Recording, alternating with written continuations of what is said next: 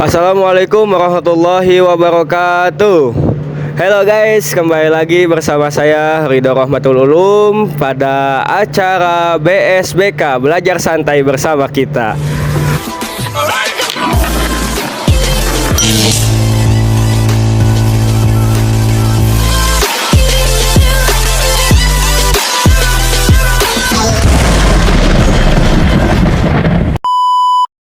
Oke guys, pada siang hari ini akan membahas materi yang sangat kompleks ya, yang mana materi ini berpengaruh di dalam pendidikan. Nah, judul materi pada hari ini yaitu belajar dan pembelajaran. Nah, di sini kita kedatangan dua narasumber kita yang sangat luar biasa. Yang pertama, siapa namanya? Saya Fajar dari jurusan PAI semester 3. Oke, Fajar ya. Yang kedua siapa namanya? Saya Dewi Nur Ayani dari Pendidikan Agama Islam juga semester 3. Oke, di sini kita kedatangan dua narasumber yang akan membahas tuntas apa itu belajar dan apa itu pembelajaran. Nah, bagaimana Fajar, kabarnya sehat? Alhamdulillah sehat. Alhamdulillah. Teh Dewi gimana Teh Dewi? Alhamdulillah sehat juga. Alhamdulillah. Oke guys ya, jangan membuang-buang waktu, kita langsung saja masuk ke dalam materi.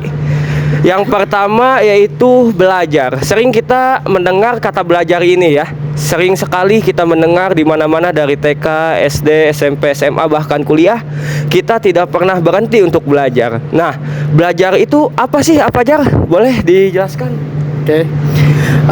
Belajar itu adalah suatu proses individual atau suatu proses seseorang di mana saat dalam proses itu seseorang itu memiliki perubahan baik dari segi tingkah laku maupun pengalaman ataupun pola berpikir mereka. Jadi ada perubahan yang tadinya tidak tahu menjadi tahu seseorang itu, seperti itu.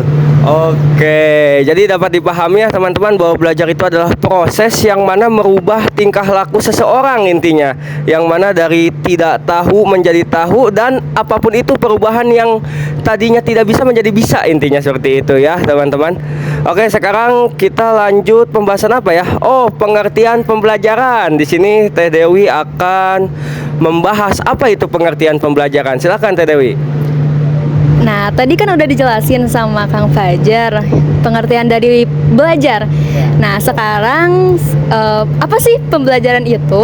Pembelajaran itu adalah suatu interaksi antara pendidik dan juga peserta didik pada suatu lingkungan belajar untuk membantu proses belajar peserta didik. Nah. Oke, terima kasih Teh Dewi. Jadi belajar dan pembelajaran ini sangat berkaitan ya ternyata ya. Jika belajar tanpa adanya pembelajaran, maka proses belajar tidak akan berjalan ya. Oke, nah selanjutnya kita kan sebagai calon guru PAI nih, Fajar Teh Dewi nih, apa sih, ada nggak sih dalil tentang belajar itu Teh Dewi? Ada nggak? Coba.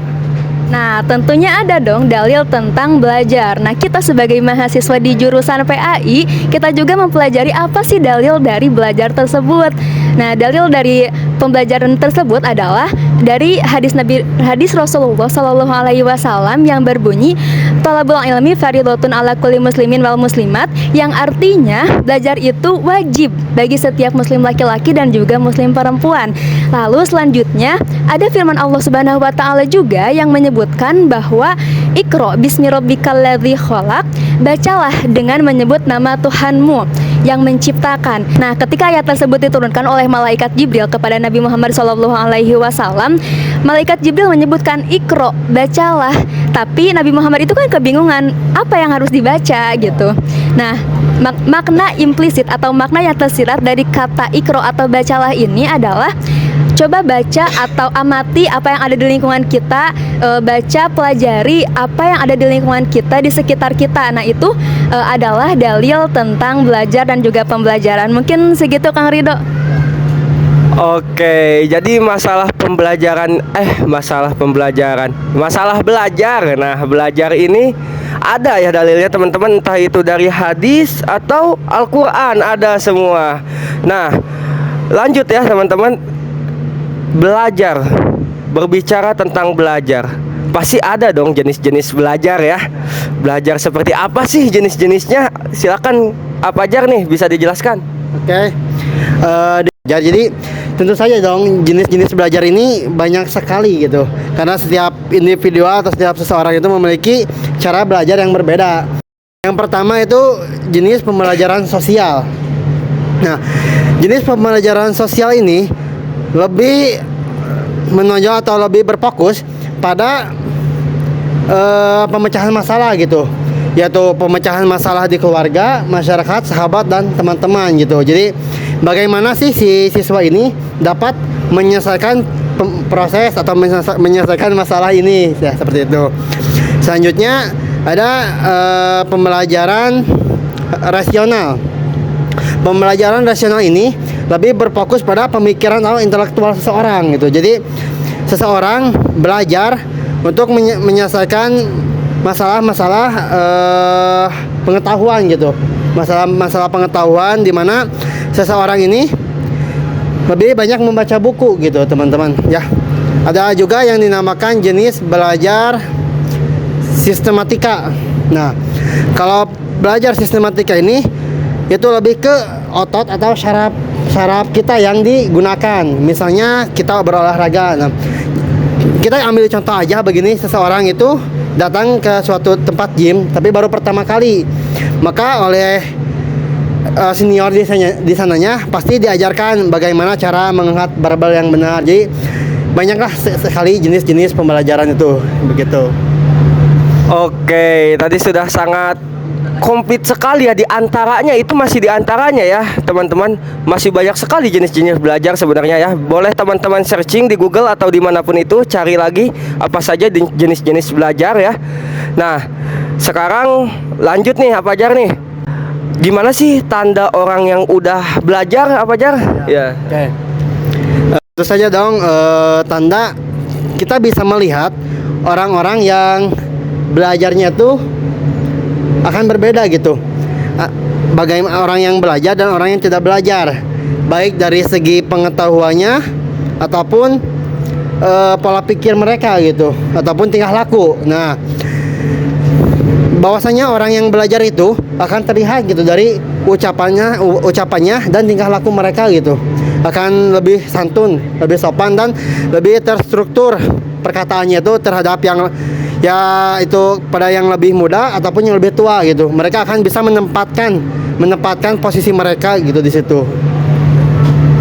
Oke, terima kasih nih Pak Fajar nih ya, udah menjelaskan secara komplit tanda-tanda orang yang sudah belajar ya. Intinya tanda orang yang sudah belajar itu berubah, tingkah lakunya berubah gitu ya. Yang tadinya tidak baik menjadi baik, yang tadinya bisa menjadi lebih bisa, ataupun segalanya lah, intinya seperti itu. Nah sekarang aktivitas belajar nih Teh Dewi. Kita sering belajar tapi tidak tahu aktivitas belajar itu seperti apa gitu ya. Nah di sini kita akan dijelaskan oleh Teh Dewi bagaimana aktivitas belajar. Teh Dewi silakan. Oke. Sekarang aktivitas belajar ya.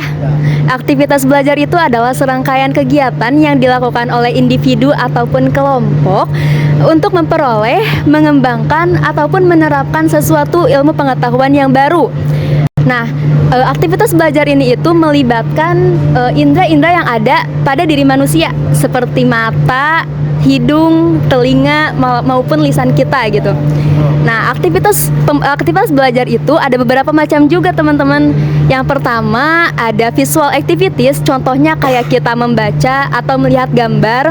Yang kedua itu ada oral activities, contohnya ketika kita memberi saran ketika presentasi atau diskusi. Yang ketiga itu ada drawing activities.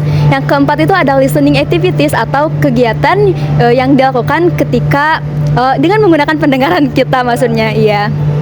Nah, ketika melakukan aktivitas belajar dan pembelajaran itu tidak semua aktivitas belajar harus kita lakukan, tapi disesuaikan juga dengan kebutuhan si pendidik dan juga peserta didik. Nah, seperti itu mungkin Kang Rido.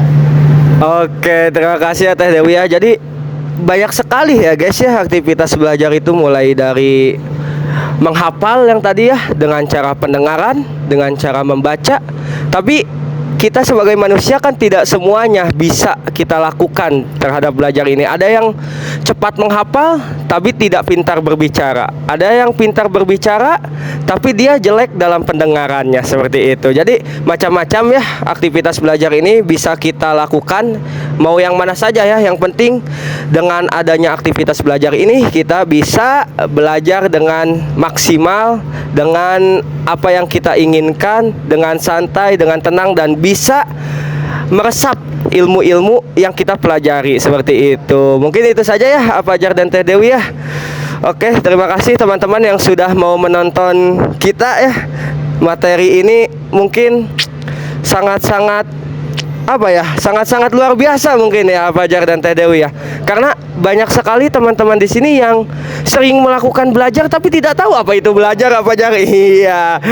Jadi seperti itu teman-teman, mungkin sampai di sini saja. Kurang lebihnya mohon maaf. Teruslah belajar dan teruslah berusaha, karena kesuksesan tidak bisa dicapai dengan cara ketawa. Hahaha. Iya. Terima kasih. Wassalamualaikum warahmatullahi wabarakatuh.